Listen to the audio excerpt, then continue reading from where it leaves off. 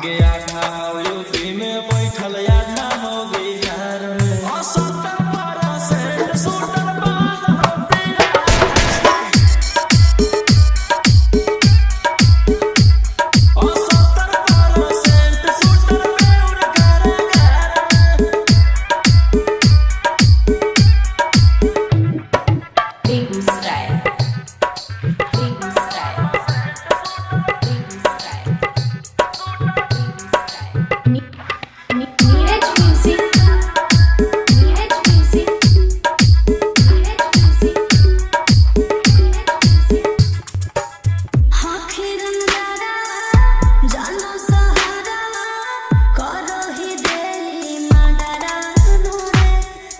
इसीलिए तो पैदा हुआ।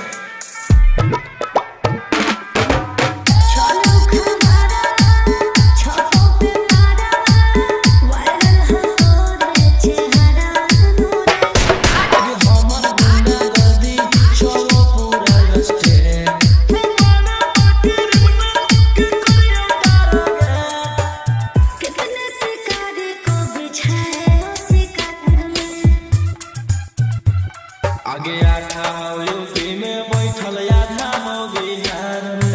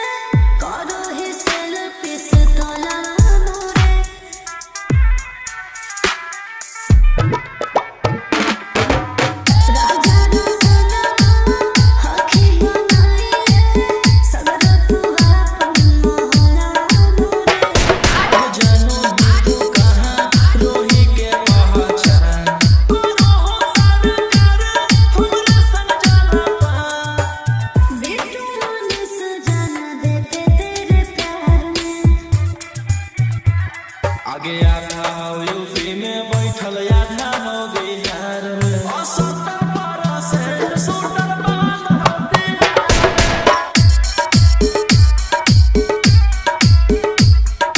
पूरे इंडिया में ही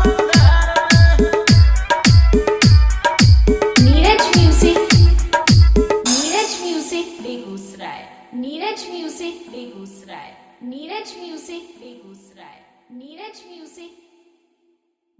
म्यूजिक